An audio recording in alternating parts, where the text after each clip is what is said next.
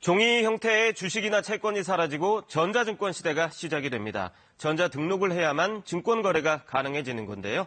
한국예탁결제원 이병래 사장과 함께 전자증권 도입으로 바뀌는 건 뭔지, 또 투자자들이 알아야 할 점은 어떤 건지 자세히 알아보도록 하겠습니다. 어서 오십시오. 네.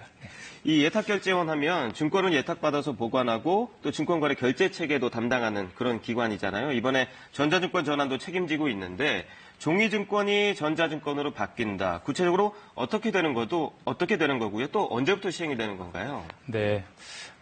대부분의 시청자분들께서는 실제 종이증권을 접해볼 기회가 없기 때문에 많은 분들이 무슨 변화가 생기는지 궁금해하실 것 같습니다.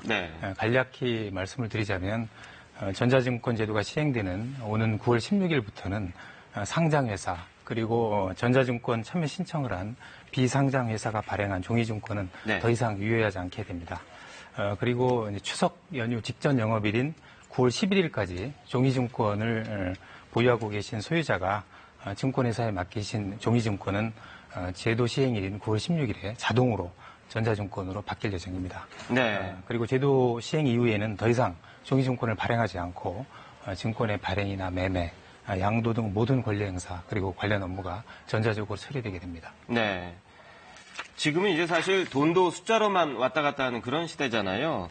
종이증권을 전자증권으로 바꾸는 것도 나름의 이유가 다 있을 것 같습니다. 어떻습니까? 현재 우리나라의 경우에는 기업이 주식이나 채권 발행을 통해서 자금을 조달하는 경우에 종이증권을 발행해서 투자자 등에게 교부하도록 그렇게 되어 있습니다.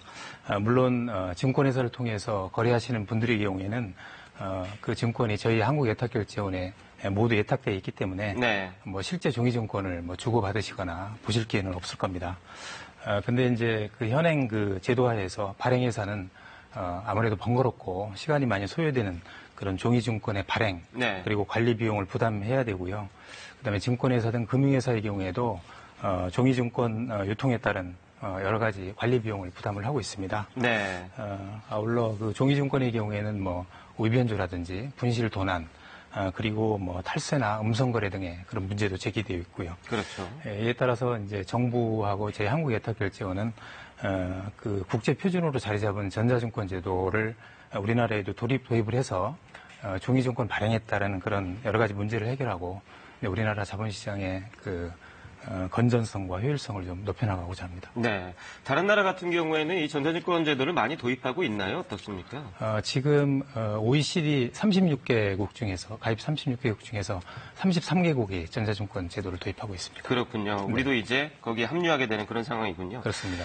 이번에 바뀌면 모든 증권이 다 전자증권으로 바뀌는 건 아니다 이렇더라고요. 구체적으로 어떤 증권들이 바뀌는 건지 설명을 좀 부탁드리겠습니다. 종이증권을 의무적으로 반드시 발행해야 되는 그런 증권이 있습니다. 대표적인 사례가 이제 기업보험인데요.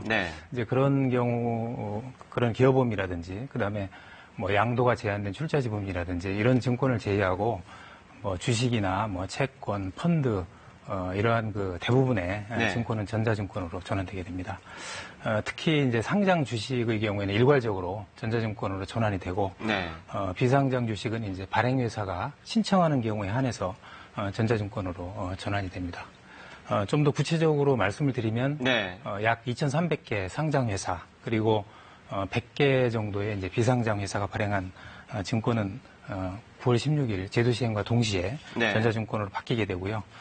전자증권 전환 신청을 하지 않은 비상장회사는 제도 시행 이후에 저희 예탁결제원에 추가로 전자증권 신청을 할 수 있게 되어 있습니다.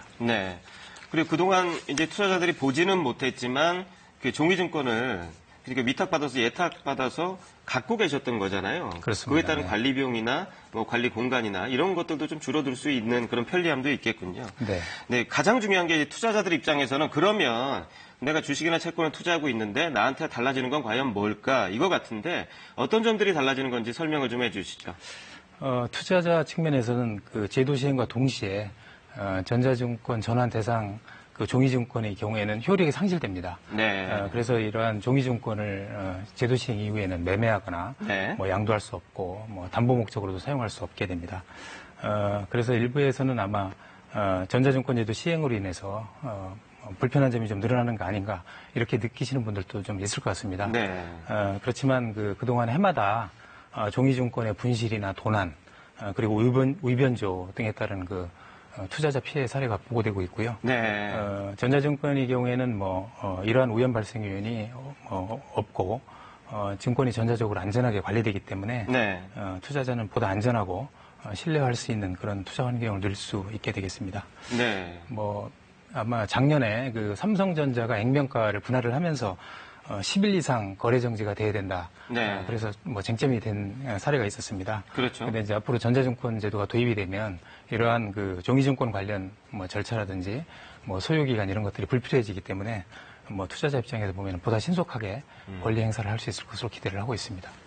이 삼성전자 액면 분할했을 때 시간이 오래 걸렸던 이유도 이 종이증권을 처리하고 새로운 또 종이증권을 발행하고 이런 과정이 있었던 거군요.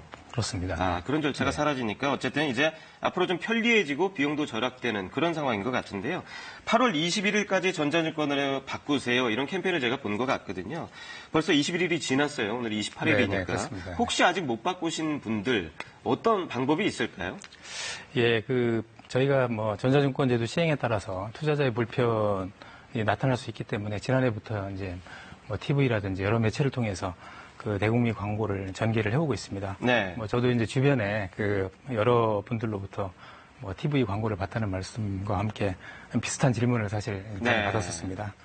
근데 이제 TV 광고이다 보니까 아무래도 상세 내용을 모두 전달할 수가 좀 없었는데요. 그렇죠.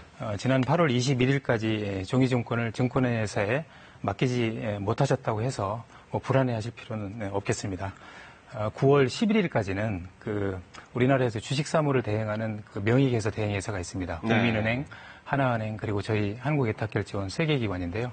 저희 이러한 명의계에서 대행회사를 방문을 하셔가지고 종이증권을 맡기시면 되겠습니다. 그리고 9월 11일까지 명의계에서 대행회사에도 증권을 맡기지 못하시는 분들은